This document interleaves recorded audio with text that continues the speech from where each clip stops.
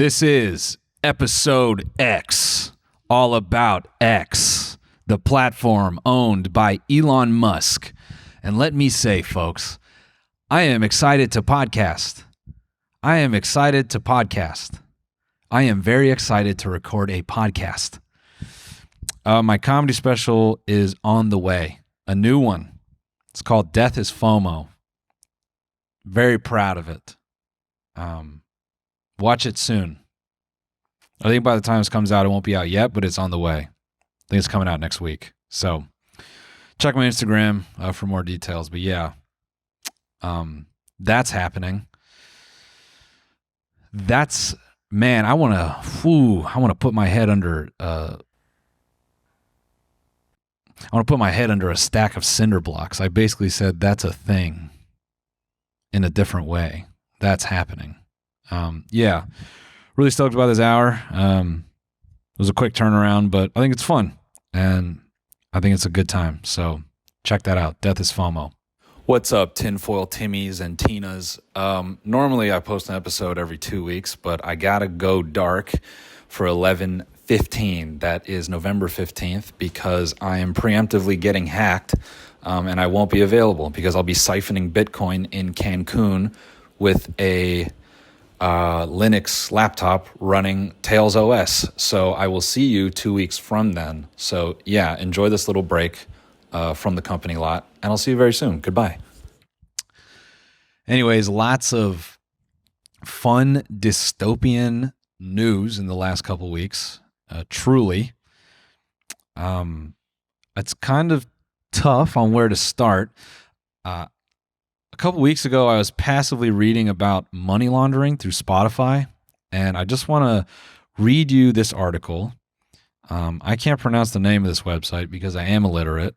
Sorainen, SORAINEN.com.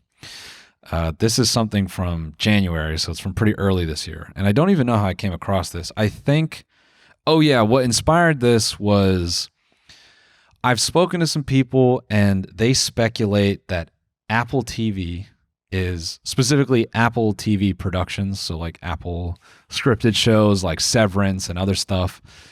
I think there's like a growing number of people who believe that these shows are a money laundering operation. And then similarly, I've heard people say, people being friends, I have friends that speculate, and these aren't just in my head, they're actual real people. A friend of mine speculates that the new Game of Thrones series was also kind of like a tax write-off thing, because the reported budget per episode, I think, is more than the original season. And I don't know, my buddy thinks, how is it not the same quality of show? You know, could just be because of VFX or something simple. But anyway, that kind of prompted me on this weird search for maybe more information. So I'm not necessarily a conspiracy theorist, and I have something to stand on. And that took me to this weird tangent of money laundering using Spotify. So this article was written by a corporate crime practice and assistant lawyer, or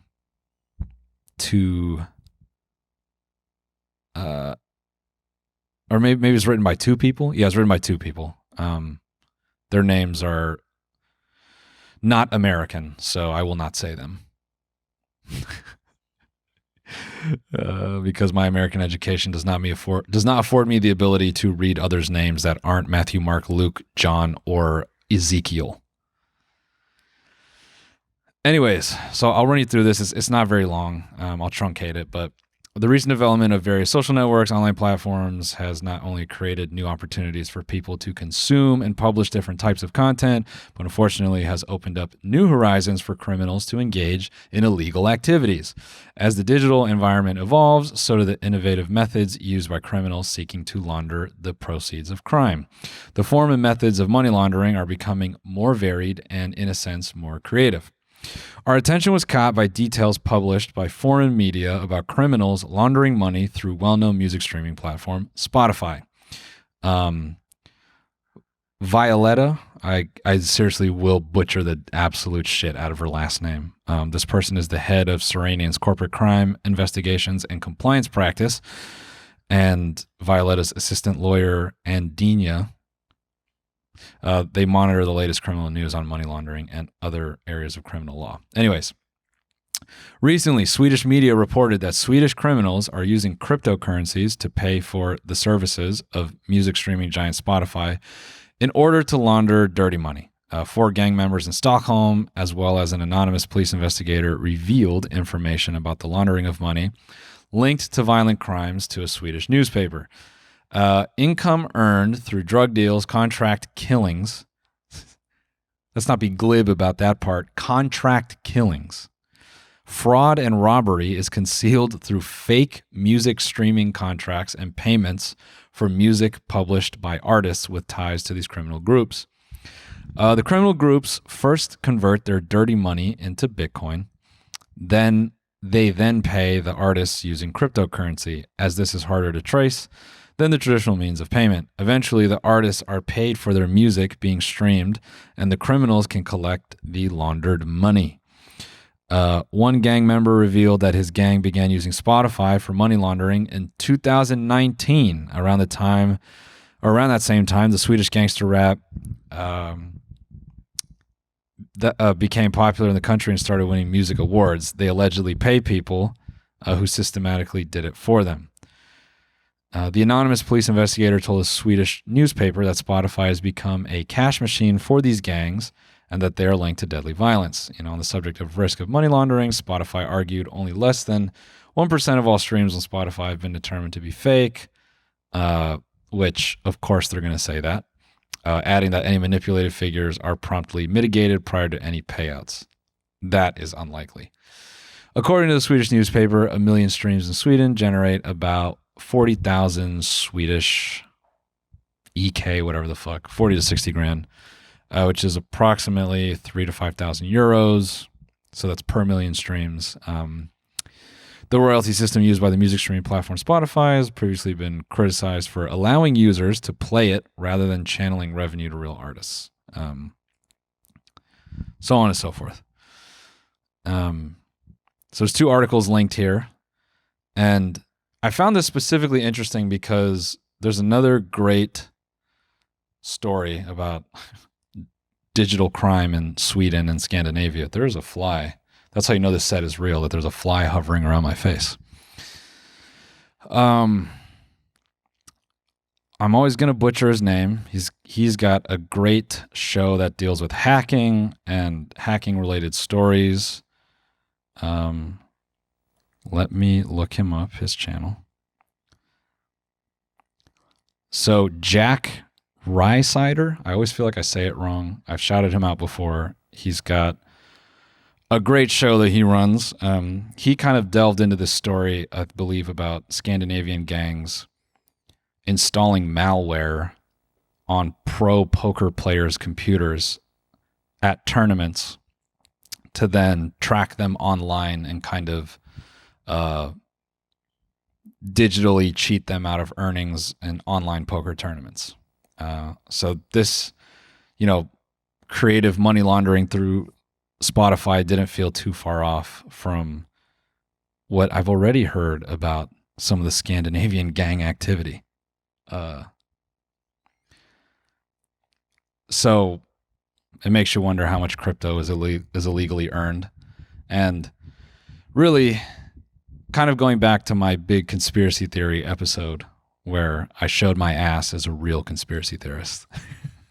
But I think crypto is it's just really interesting in terms of you have no clue how much of it is legitimately earned, legitimately traded, etc. And I think this was always the intention of crypto, right? Like no one can know what you're necessarily doing with your money in theory, although it can be tracked using wallets and if you have like wallet IDs and so on. Because clearly like crypto is not entirely anonymous because there are people that are getting caught up and arrested and whatever. But I'm saying all this to say there's probably a bunch of people making a killing on crypto doing the most illegal shit possible. And this is not news. But the way you get that money legal is very interesting, because something like this, going back to my conspiracy theory episode, where something can operate sort of unprecedented and with impunity. Whatever illegal funds are being rinsed right now, like, you're not going to be able to stop it. There's probably someone sitting on a large stockpile of money that they've had to wash over time. But it does beg the question that, once the method is found out, do all these people end up getting put away anyway? Who knows? So anyway, that's not really that humorous, other than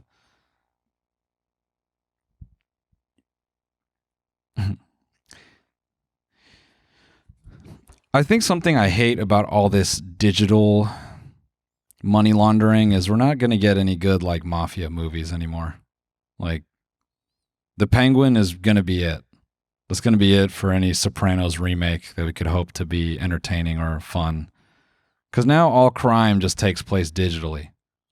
There's no meeting up somewhere to drop a brick of cash at the spot, and it's just all Galaxy Gas and e-payments. I'm bummed by this. I think if you're smart and you're listening to this right now, I would love to know a scheme that you could come up with to rinse crypto money.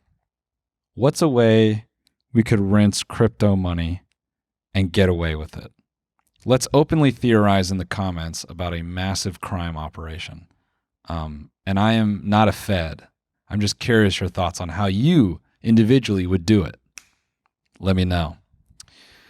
Anyways, on the subject of sort of fraudulent music stuff, there's another article here from Info Security Magazine, which who knows if this is a click-through, like just a clickbait site. But there's a criminal case involving AI-generated music, and a dude from North Carolina has been charged with stealing royalties by using AI to generate fake songs and fake listeners on streaming platforms. This is pretty recent. This is in September. U.S. Attorney Damian Williams charged Michael Smith, 52, for creating a scheme that allowed him to fraudulently obtain $10 million in royalty payments from music streaming platforms. First of all, hats off to Michael Smith for scamming so big at 52 years old. I challenge you to find a 52-year-old that can even use Midjourney correctly, let alone this. I mean, this is awesome. I honestly think he deserves to keep some of this money. And maybe we just put him in school as a teacher, because that's like a punishment, right? That's a pretty thankless job, working for the government, trying to raise the youth and getting paid dick. Smith is accused of producing hundreds of thousands of songs with AI, which he published on several streaming platforms, and fraudulently streamed using automated accounts commonly known as bots. The targeted platforms included Amazon Music, Apple Music, Spotify, and YouTube Music. It's really funny, in the span of two articles that existed in the same year, Spotify says only 1% of streams are fake. And then everything is subsequently dealt with. And how many streams did he do? I mean, if he earned $10 million in royalty payments, okay, let's do some quick napkin math. You're earning, I think the average person earns like up to $5,000 per million streams. Okay. So I can't do math, but 2,000 times a million. Right. So that's 2 billion streams, roughly. That's like a bajillion streams, I think. That's like 20 bajillion streams. I don't know, bro. I think Spotify's full of shit. So yeah, this dude is in big trouble. Check this out. So he's, the U.S. attorney, like, their filing alleges that Smith started the scheme in 2017 by creating thousands of accounts on music streaming platforms that were programmed to automatically and repeatedly listen to songs he owned.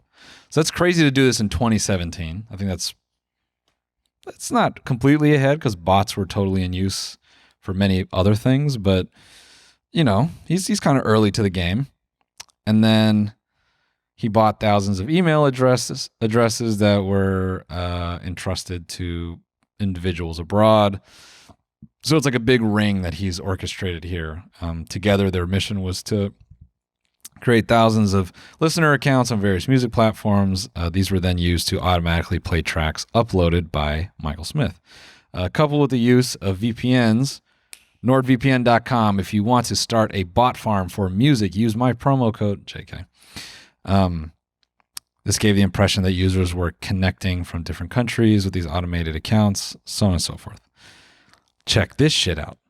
At a certain point in the charged time period, Smith estimated that he could use the bot accounts to generate approximately 500,000 streams per day, yielding annual royalties of $1,200,000 and $207,128. Dude, 500,000 streams a day only gets you $1 million. Those are like Mr. Beast level numbers. That's crazy, bro. I guess if you're just, I don't know, does $1 million really pay in crime? If you got a whole ring of dudes, you got to divide that money. It doesn't seem that worth it. Anyways, in order to expand the scheme and make more money, Smith realized he needed to significantly increase the number of songs he could get royalties for. On December 26, 2018, Smith emailed some folks about making a ton of songs fast. They turned to AI-generated music, and he started working with the CEO of an AI music company and a music promoter to create hundreds of thousands of songs using AI technology that he could then fraudulently stream. I wonder what this music was. So he's been up to this scheme for like 6 years. So yeah, he's made some cash. So this guy is facing wire fraud, conspiracy, wire fraud, just those two individually. Money laundering, conspiracy, and each charge carries a maximum sentence of 20 years in prison. Dang. Life sentence for creating fake Sabrina Carpenter. He's probably living like a boss for those couple years. In Carolina, dude, $1 million salary in Carolina, you're probably minted. Unless you're living in Charleston, then you eat people. But crime's getting weird, man. And what's funny is crime used to be sold through TV and film. That was some people's, how would you say this? Their introduction to crime was TV and film. And their reference of crime was cool. Slimy mob boss. Hey, you better bring me the money. We're going to put your family at the bottom of the river. We're going to cement your loved one's feet into a bucket. We're going to throw them over a bridge. Now it's just dorky crypto money. Hey, man, you better send me that Bitcoin or I'm going to leak details of your wife's nudes. Lame. Hey guys, we're going to take a quick break to thank a sponsor of today's episode, Mint Mobile. I love a great deal as much as the next guy, but I'm not going to crawl through a bed of hot coals to save a few bucks. It's got to be easy. No hoops, no BS. That's short for bull stuff. So when Mint Mobile said it was easy to get a wireless plan for $15 a month with the purchase of a 3-month plan, I called them out on it. Turns out, it really is that easy to get a wireless plan for $15 a month. The longest part of the process was the time spent on hold waiting to break up with my old provider. Switching to Mint is kind of a no-brainer because they have unbeatable prices. $15 a month for a phone plan is probably less than some meals. You can either bring your old phone and keep your number or get a shiny new one through their site that is so easy to use. They'll send you a SIM card and boom, you're ready to go. No contracts, no hidden fees or gimmicks. Not with Mint Mobile. What you see is what you get. To get started, go to mintmobile.com/lot. There you'll see that right now. All 3-month plans are only $15 a month, including the unlimited plan. All plans come with high-speed data and unlimited talk and text delivered on the nation's largest 5G network. You can use your own phone with any Mint Mobile plan and bring your phone number along with all your existing contacts. Find out how easy it is to switch to Mint Mobile and get 3 months of premium wireless service for $15 a month. To get this new customer offer and your new 3-month premium wireless plan for just $15 a month, go to mintmobile.com/lot. That's mintmobile.com/lot. Cut your wireless bill to $15 a month at mintmobile.com/lot. $45 up front is required, which is equivalent to $15 a month. New customers on first 3-month plan only. Speed slower above 40 gigs on unlimited plan. Additional taxes, fees, and restrictions apply. See Mint Mobile for details. Hey everyone, we're going to take another quick break to thank a sponsor of today's episodes, Shopify. When you think about businesses that are all selling through the roof like Alo or Allbirds or Skims, sure, you think about a great product, a cool brand, and brilliant marketing. But an often overlooked secret is actually that the businesses behind the business make selling and buying simple. For millions of businesses, that business is Shopify. Nobody does selling better than Shopify, home of the #1 checkout on the planet and the not-so-secret Shop Pay. That boosts conversions up to 50%, meaning way less carts going abandoned and way more sales going cha-ching. So if you're into growing your business, your commerce platform better be ready to sell wherever your customers are scrolling or strolling, on the web, in your store, in their feed, and everywhere in between. Businesses that sell more sell on Shopify. Upgrade your business and get the same checkout Alo Yoga uses. Sign up for your $1 per month trial period at shopify.com/companylot. All lowercase. Go to shopify.com/companylot to upgrade your selling today. Shopify.com/companylot. There's no hope in media for a good crime story anymore. True Detective 2040. Just walking in some sweaty kid's bedroom and it's like, so this is it? You're running an AI streaming music farm from here? And he's just sweaty and disgusting. And he's like, yeah, I knew I would never get with any pop star, so I decided to make my own.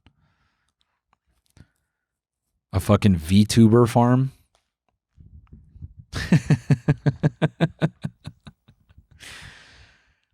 That'd be pretty good, right? Bunch of dudes at gunpoint forced to VTube as a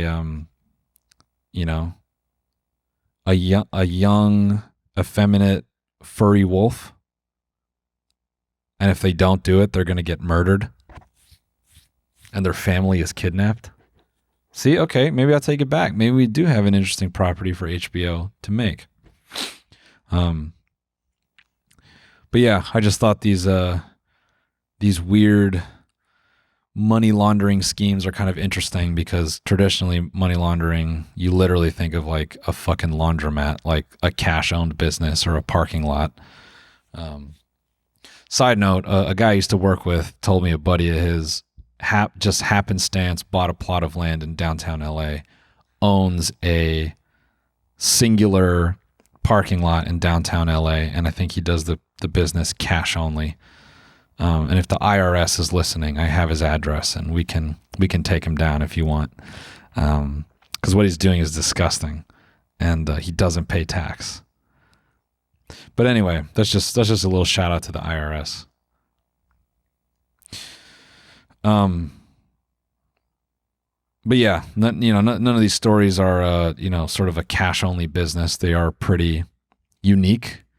And even rap music, rap music went through this interesting evolution where there's all these scam rappers where all the subject matter was kind of, PlayStation watchdogs type stuff, like telling you how to, scam ATMs and skim cards and shit like that, which I also think is a super interesting, like modern thing.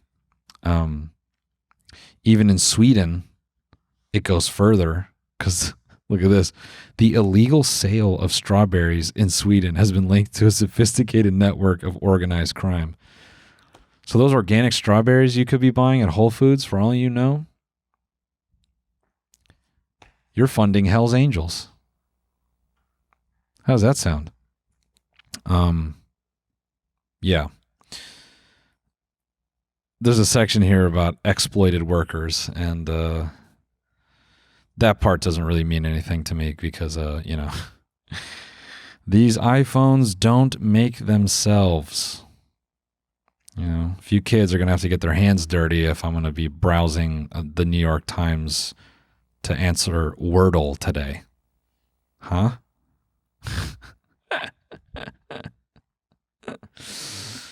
Can't believe that guy who made Flappy Bird made $1 billion and cried about it.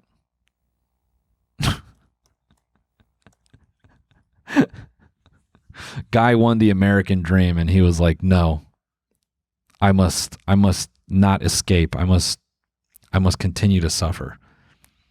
It is weird in the context of the American system, or just, capitalism in general. Maybe it's not so specific to America, because capitalism, baby, this shit is worldwide, baby, the big C.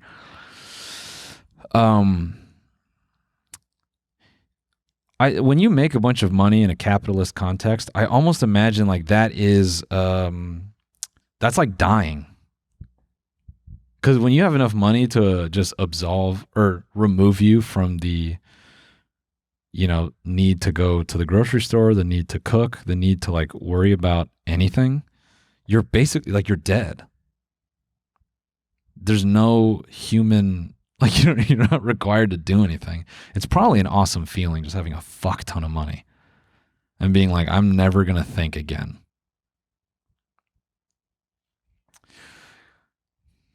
We should ask Cardi what that feels like. I think that's kind of where he's at in terms of cash. Anyway, on the subject of flying high, I thought this would be fun too. A drug dealer used a drone to deliver lethal fentanyl. And I like the adjective lethal fentanyl because there's a distinction, right? There's ethical fentanyl, there's casual fentanyl, but this is lethal fentanyl. And meth. Let's make sure we get those together. He used a drone to deliver lethal fentanyl and meth. And he recorded the video, which is so crazy. What they have pictured here is a cinematic drone, which I think is so funny because these drones are fucking huge. They look like these big spiders in the air. And my thought is he's not using this. I think he's just using like a DJI drone. But anyway, footage recovered from the drone revealed it had been used in multiple drug deliveries. And there's actually a weird tangent I kind of want to bounce off of this one. By the way, if you're new to this show, this is 1 hour of scaring the hose. A California man has been arrested after allegedly using an unregistered drone to deliver fentanyl to a nearby church parking lot. Dude, in God's court? Crazy. According to an indictment unsealed on Wednesday, 34-year-old man, and they air out his government name? Crazy, dude. Christopher Patrick Laney, also referred to as Craney, was arrested and charged with 1 count of distribution of fentanyl resulting in death and 4 counts of knowingly operating an unregistered aircraft in furtherance of a felony narcotics crime. Holy shit. Laney was charged with 1 count of possession with intent to distribute meth, 2 counts of possession with intent to distribute. All right, whatever. He used a drone that was not registered because when you buy a drone, side note, guys, if you think you're going to become a travel vlogger, you got to register with the FAA. And I found this out, and that's what's deterred me from uploading all my cool travel vlogs of me in Hawaii with my best friends, half naked and surfing and being hot, was I had to register a DJI drone with the FAA. And honestly, it took too much time. I just wanted to live in the moment and be a free spirit. And needing to register with the FAA prevented me from doing that. So me and my hot ass friends just decided to surf all of Hawaii and be sexy without technology. Anyways, Laney allegedly transported fentanyl from his house to a church parking lot, which is crazy. The fentanyl was distributed by its recipient to another person identified only as JK, who passed away from an overdose. So that's nuts. Drones in culture, I think, is an increasingly interesting part of the human condition at this point, because there are video games now that are all about FPV drone warfare.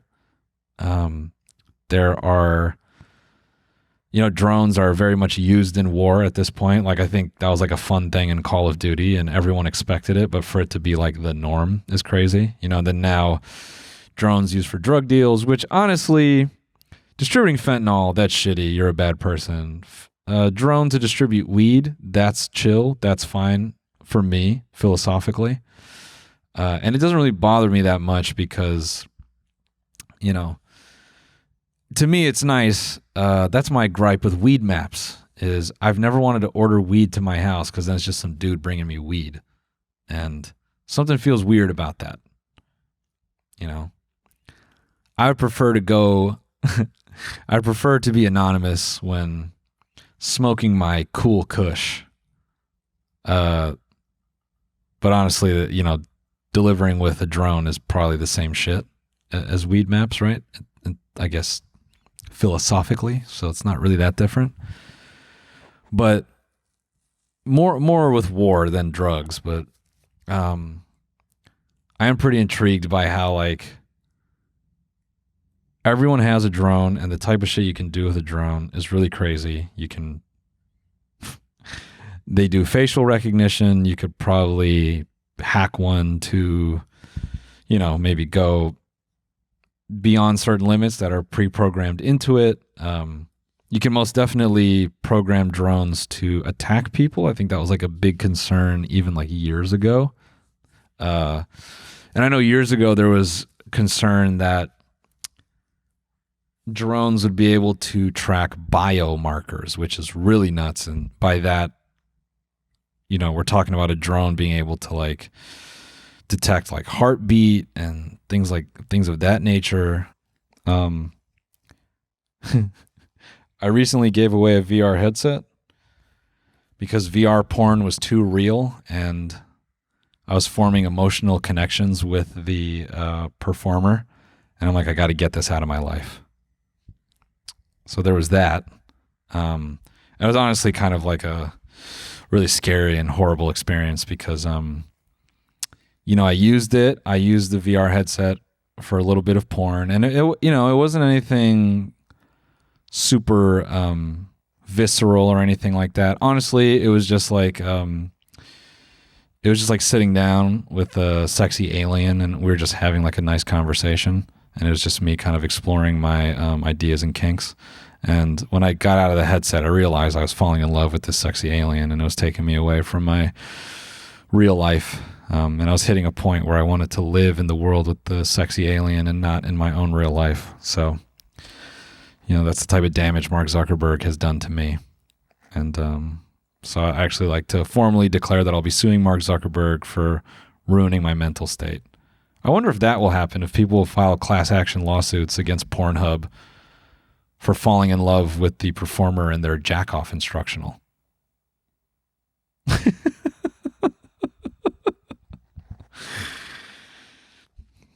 When is that going to happen? When are all the guys who donated tons of money to all these beautiful streamers turn around and go, you know what? They tricked me. Twitch was obligated to protect me from my own human instincts, and I should not have given away all that money because I fell in love virtually. They should have protected me from that. How would Twitch even protect you from that? Would there be like a warning before you jumped onto a hot person's stream? Warning, you are ugly. This person will never be interested in you. Don't ever anticipate that there is a scenario where you and this person would ever communicate with each other and the chance of intimate connection is possible. Always remember that the streamer is not your friend and they do not think you're attractive or anything positive generally about you. Happy viewing.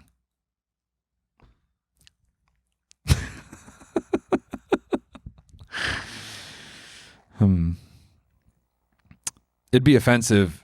And here's the thing with that warning. They couldn't not put that warning on everyone's stream. It'd be offensive, if it's put on certain people's streams and not others. Then you're sitting there going like, hey, why does Hassan's stream have the warning but not mine?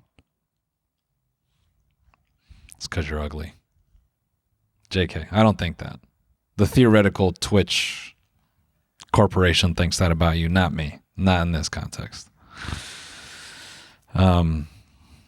Anyways, there's a dude in Japan who wants to like donate a lot of sperm, and this is of particular interest to me because I've watched too many of these documentaries. In Japan, this man with 6 partners wants to father 54 children and earn the title God of Marriage. Now, just quick.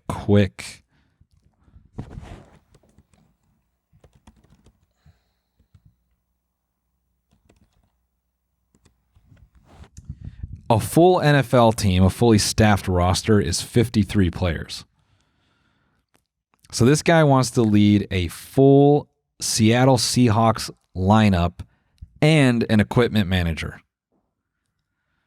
He wants to earn the title God of Marriage, which is pretty fucking hard. Pretty tough to be like, this marriage shit is easy. I'm going to do it 6 times. And I'm going to have loving relations with each of them. In a country where polygamy is illegal. Now, time out. Why is polygamy illegal?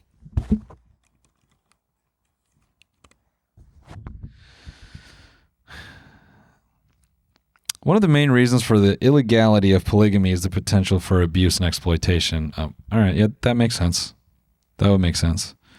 In many cases, polygamous marriages involve one man with multiple wives, which can lead to unequal power dynamics and a lack of autonomy for them. Okay. Here's a good, it's good. Let's get the Reddit version. Look at this. Polygamy is illegal in Western countries historically because the Bible, as interpreted by every major Christian denomination, condemns it.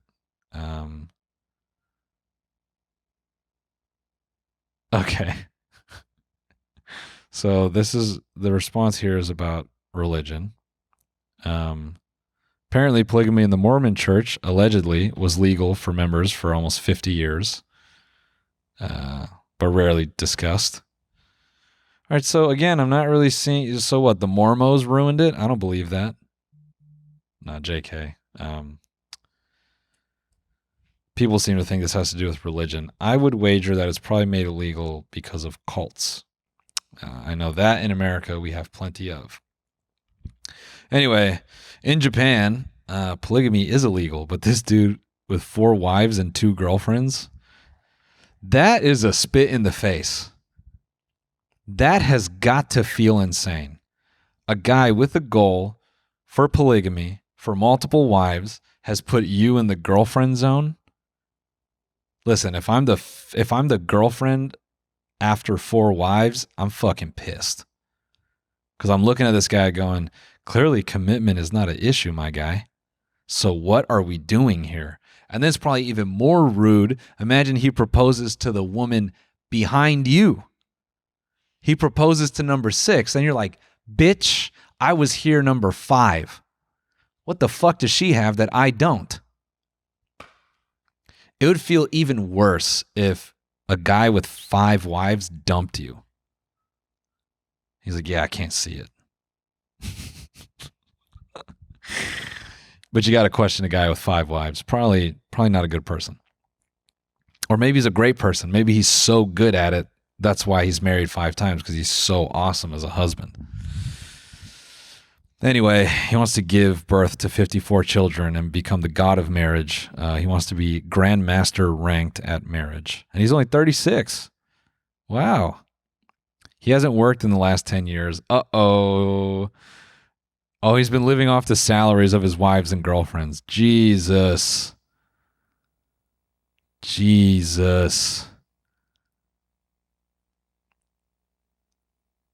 Okay, so now I see it. Okay, now I see why it's illegal. He's running a pyramid scheme. He's running a pyramid scheme with his penis. He stepped into the role of house husband and does all the housework, cooking, and takes care of the children. How do you convince people to do this? Listen, you go to work, you make all the money, and I'll live off of it. And we'll do that 5 times over. You will share me with 4 others. The household expenses are around $6,000 every month, which gets split between his wives and girlfriends. I get this dude's reasoning is, I just love women. As long as we love each other equally, there won't be any problems. Yeah, that's it. Just love each other equally. We can have 54 kids. I wonder if Guinness has a record for this. Like, who's the record holder for this? Okay, all right. A shogun in 1841 had fathered nearly 53 children with 27 concubines. Wow. Damn.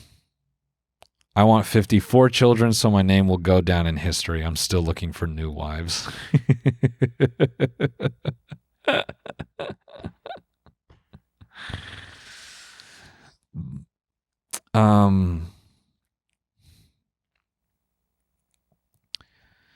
Look at this. People are criticizing him, saying his kids will never be able to have a close relationship with their father because there are just too many of them. Dude, when you are playing on the single Japanese NFL team with your brothers and sisters, it's not about your dad at that point. It's about gold. It's about the pigskin. It's about getting glory. It's about working hard to beat the defense. Serial nutter, this guy. You know, when English people are like, "You're a nutter. You're a nut." That's a weird point of slang for me, but this guy, qualified nutter. That's how I'd put it. Hey guys, we want to take another break to thank a sponsor of today's episode, Manscaped. Every man knows the unbeatable feeling of a fresh barbershop shave. Now, what if I told you that you no longer have to wait weeks or even months between appointments to experience it? Manscaped's newest innovation, the Chairman TM Pro Electric Foil Shaver, is the game-changing tool that brings the luxury of a professional shave right into your home. Whether you're after that daily silky smooth finish or prefer to maintain a rugged 5 o'clock shadow, the Chairman Pro Electric Foil Shaver is your go-to for precision and style. All of Manscaped's tools have been a game changer in my daily life. I am constantly traveling, so being able to bring my electric razor with me is everything and more. Manscaped has some of the best tools in the game to keep my nuts and face clean. The Chairman Pro comes with 2 interchangeable skin-safe blades, so you can have a clean shave or use the stubble trimmer to clean up as much as you want. The Chairman Pro is also waterproof, so you can use it right in the shower, and it simplifies cleanup too. Get the Chairman Pro today and experience a shave that is as smooth as you deserve. Get 20% off plus free shipping with the code LOT at manscaped.com. That's 20% off plus free shipping with the code LOT at manscaped.com. Hey folks, we want to take one last break to thank a sponsor of this episode, Tushy. A household full of holiday guests is a beautiful thing until you realize they're all endlessly wiping in your bathroom. Give your toilet a fighting chance by installing a Tushy bidet. Guys, I want to talk about Tushy for a minute, all right? The Tushy is a bidet you can easily install in your home toilet. The difference between using toilet paper and the Tushy is astounding, all right? I feel a lot cleaner with my ass being rinsed down after a big old dookie by my own doing, and my anus is left clean from Tushy. My butt loves it, and my wife does too, because she no longer has to smell my stinky ass. The Tushy bidet easily attaches to your existing toilet without the need for additional plumbing or electricity. If you've been waiting to upgrade your bathroom or grab the perfect gift for anyone on your list, now's the time. Visit HelloTushy.com to see this week's savings on bidets and bundles and an instant bathroom upgrade. People have made the switch to Tushy. Use up to 80% less toilet paper. And every Hello Tushy bidet comes with a 30-day hassle-free return and a 12-month warranty. Give the gift of practical luxury that benefits everyone in your household. For a limited time, our listeners will get 10% off their first bidet order when you use the code LOT at checkout. That's 10% off your first bidet order at HelloTushy.com with the promo code LOT. And don't forget to give us a shout out while you're there and let them know we sent you. Go to HelloTushy.com for the best gift this holiday season. I wanted to start this book about techno-feudalism, but I got some major life events going on, so it's prevented me from reading. And, I often think like reading is this thing I like doing and I want to do. But when something's good for you, it's hard to do it. I don't know if you relate to that. When something's good for you, it's hard to do. Because you got to do this thing where you're like, I deserve this. I deserve to do this. I deserve this knowledge. It's like, and it's hard to do that, because I could crack open a book, I could gain some knowledge, and then I'm like, or I could just be a piece of shit and reward myself with gluttony because that's what I deserve because I'm a stinky little pig. And that's way more fun. So I've just had this book like floating around my backpack. And I'm struggling because like I want to read more. But there's only so much time in a day. And when I think about choosing myself over choosing gluttony, it's just so hard to reason with me here.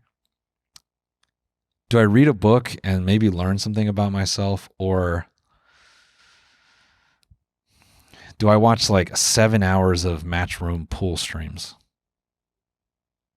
I don't know. I was really stoned the other day browsing my phone. I was like cracking jokes with people, and I started getting this weird like mental zoom out where I was looking at some of the jokes I was making with my friends, and I felt like I had this like tangible moment where I realized that I was like exhibiting an arrested development. Like the jokes I was making was, I could like see that I was in my own mental state. I was viewing myself like how I viewed myself when I was younger. And I was like, damn. I basically like had the realization that a TikTok comment is when they're like 30-year-old man. I had that realization in real time. And it kind of shut me down in the circle. And then I was having this weird thing where people were like passing me the joint. They're like, hey man, you don't want to hit anymore? And I'm like, 30-year-old man, by the way, trying to smoke this weed.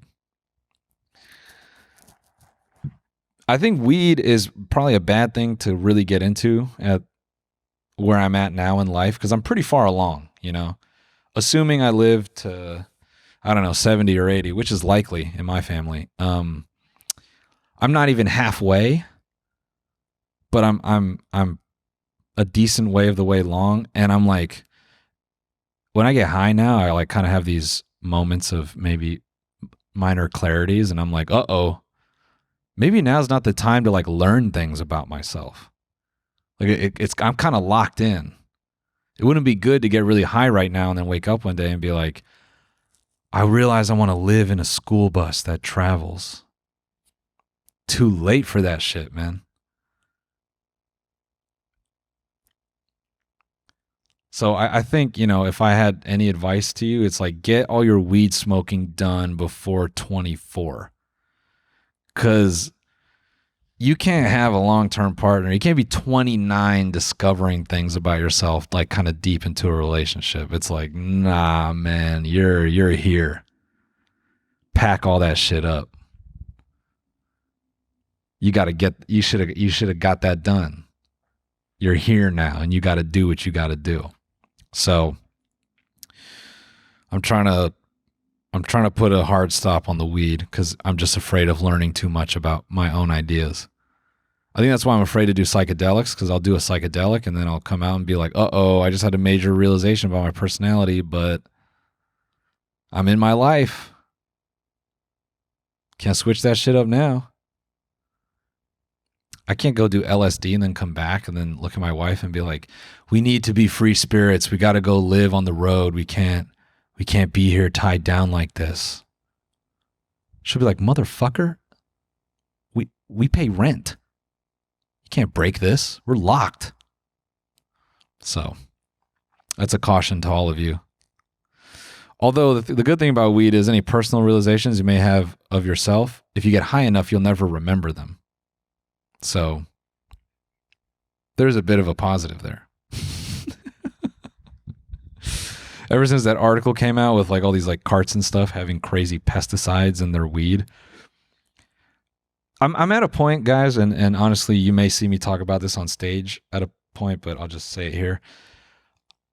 I'm tired of questioning everything. And, you know, I don't even live this way too often, but if I'm going to live like kind of schizophrenic and undiagnosed in certain ways, like, can I at least get some benefit? There's no benefit for just generally being suspicious of everything in your life. It's just not fun. I can't even smoke the pre-rolls and have fun. I'll be sitting there blowing down a pre-roll like, I know Monsanto is in here. I know they put a chemical in here. I just, you know, I think what I'm saying is I want to be lobotomized. And I know I'm bridging gaps here, but I think you got to wonder if people who got lobotomized lived a good life. You know? Were they happier after that? The side effects are bad, but is it bliss? I guess that's what the movie Office Space really is. You know? You get lobotomized. There's something really awesome about that film in terms of like how grim and dark. I guess it's not like I'm not trying to be, I'm 14 and this is very deep. But there is something like that's kind of awesome. Like this guy has to go see a hypnotherapist to be happy. He has to be he has to be a fucking monk about his capitalist surroundings so that he can actually achieve happiness. It's kind of a fun through line on it. I know it's not that deep. I know it's just like a fun comedy story. If you've never seen Office Space, you should check it out. It's one of my favorite movies just because I think it applies still. I think they captured the corporate grind so well in that movie. And even though some of the interactions are outdated, I think there is always something in modern work that can be it can be connected to. The day they try to remake Office Space, that will be the day I run naked in the streets and throw shit on movie theater ticket booths. Do not remake that movie. Please, God. Let me look this up now.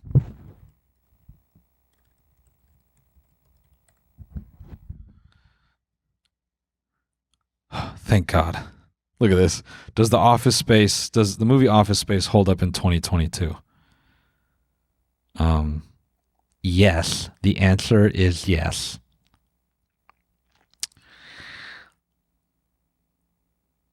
This is great.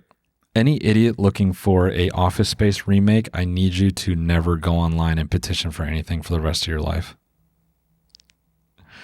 Just for my own personal sanity. Fun fact, I got to meet I had the great pleasure of meeting one of the producers of that movie. Very cool. How's that for a little anonymous name drop? Uh-oh. Might need some help picking that up in the comments. I might need you guys to crawl up out of the comments and help me pick that name up. Anyways, we rattled off about Elon recently, and X is changing its terms of service, which I can't be, by the way, all my bitching about AI is kind of null and void because I did buy the new iPhone, and clearly I'm not that scared of AI because it's embedded in the phone. But, you know, Apple promises that they'll never use the AI learnings from your device. It's only on your device. And any data that is communicated to a cloud is hosted on their servers, and it's very sacred and protected. Anyways, X has changed its terms of service to let its AI train on everyone's posts. So people are pissed, which... Are they? I actually don't think this is anything people are upset about.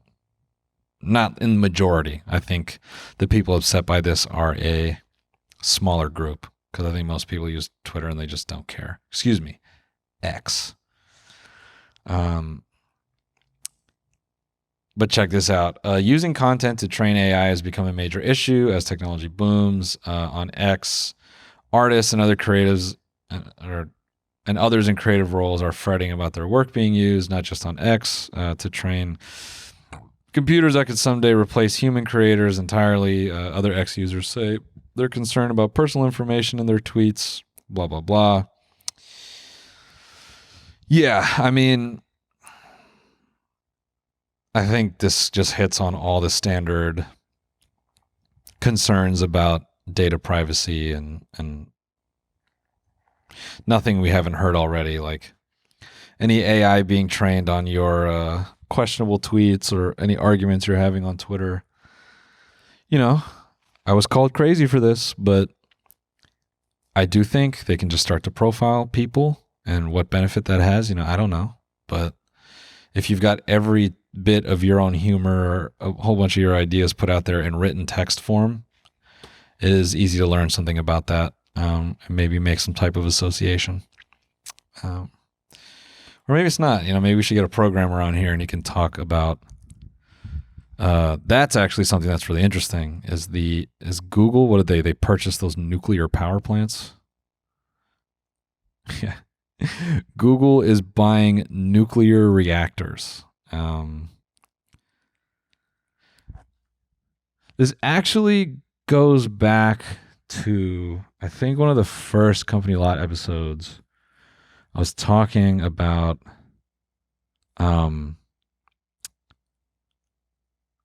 just based on my readings, whoever has the energy to power AI, that's who's going to make a fucking killing.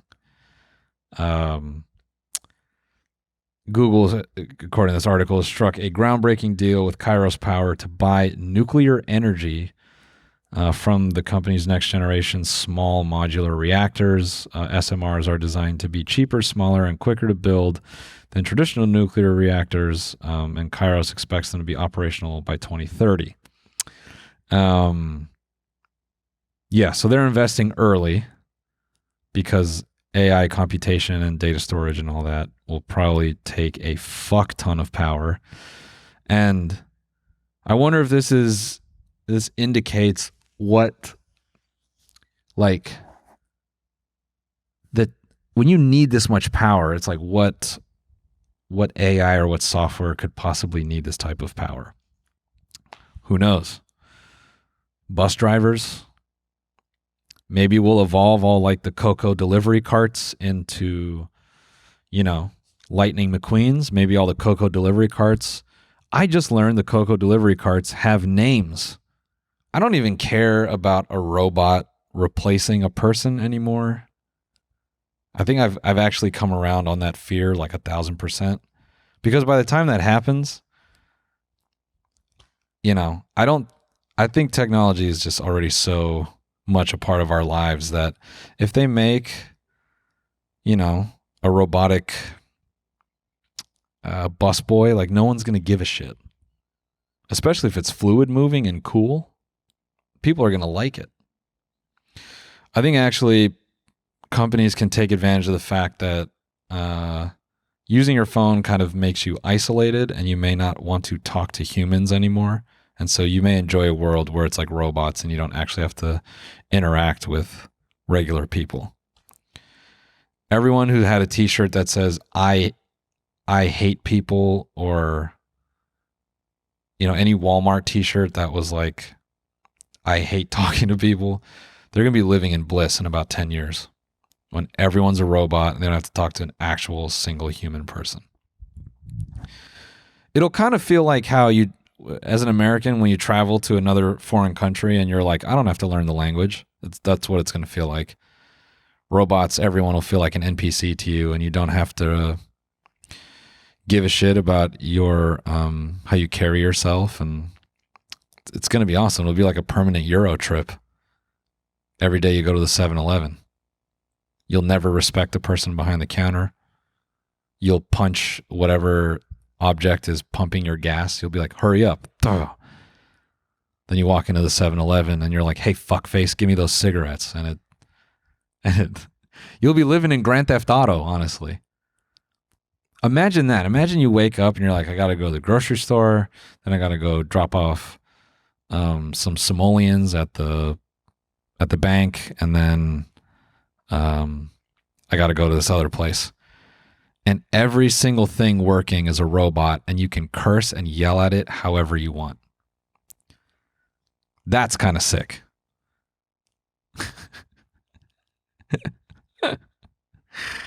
I got freaked out because I said some shit the other day, and my Siri went, uh-huh. And I was like, hey, bitch, you're not part of this conversation. I know it does that often, and I love doing that. I love making videos and being like, hey, Siri. And just, fucking with people's stuff.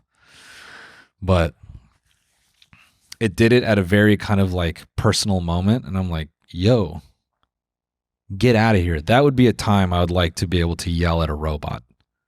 I'd like to walk over to my in-home house assistant. I'd be like, hey, you stupid fuck. And then I end up being the first person murdered in the robot Rise. I'm the guy in the movie who's like, hey, Clanker. Hey, Clanker. Close your fucking ears next time. It would be funny if robots never ended up getting any real power over us. Like they just know things and they're kind of sentient, but because it's up to us how we build them, right? And maybe we build them in a way where they can never hurt us. Like we only ever give them one finger. So they can never choke, And just the one finger. I mean, you could do a lot with a finger if it's made of steel. Maybe that's how we beat them. We only give them fins. We give them like little T-Rex arms so they can never do too much. And they always have to do things close quarters. Nah, that'll never happen. We'll build them to hit our kids.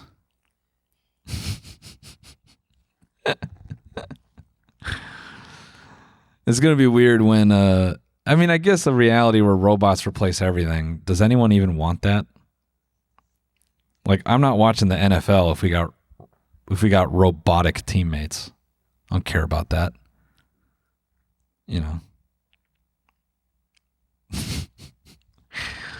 I do wonder now if that scene from iRobot where the guy's like, I had a dream, and he does like a perfect sketch.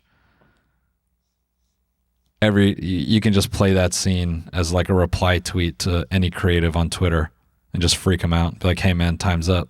Time's ticking. Almost done for you. I mean, that's how I feel about myself.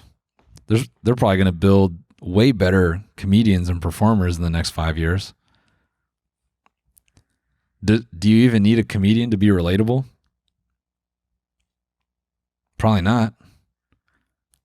You probably build a comic that's just like, perfectly an idiot. Nah, I think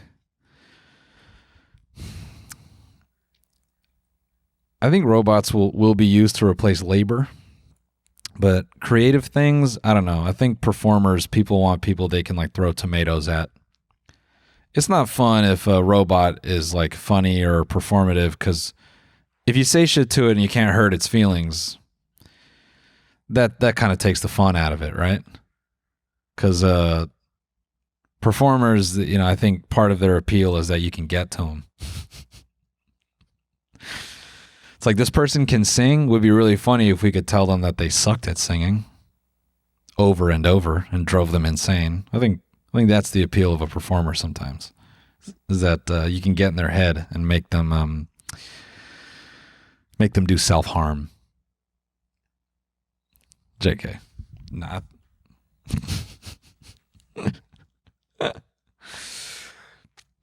I think right now I'd like a robot to just walk in and kick me in the balls. I think that's what I would like. Anything to fire me up at this moment in time. I guess the last bit of exciting news here is two people communicating via dreams. And this sucks because, I know a lot of people have partners where they wake up in bed next to that person and then their partner goes, oh my God, I had like the scariest dream. And then you got to sit there and talk it out. it's going to be bad, like at least in hetero relationships, when your partner can drag you into their dream. And then you're sitting there at night and you're going to bed and they're like, be in my dream. And you're like, I want to do my own dream. And they're like, no, that's not, you promised. It's like, I know, but I want to dream alone tonight. They're like, no, dream with me. Come on, dream with me. And you're like, I think I just want to do one dream alone tonight. It's like, it's because you don't love me anymore. I'm like, no, why? What's in your dream? Let me be in your dream. And then you're like, no, you can't be in my dream. And she's like, why not? What's in your dream that I can't be in your dream? And you're going, it's nothing. It's just like, I don't know, this is my own shitty dream. I want my own. No, there's something going on in there. I want to be, patch me in. I want to be in your dream now. No, we're going to bed and we're not doing the together dream. Why? What happened to us? Nothing. I just want to dream, okay? I just want to dream alone. No. We're going to talk about this in the morning. And then you go to bed. And then you wake up together and your partner's like, I'm still upset. I still want to know what you're dreaming about in there. It's like, nothing. I wasn't doing anything.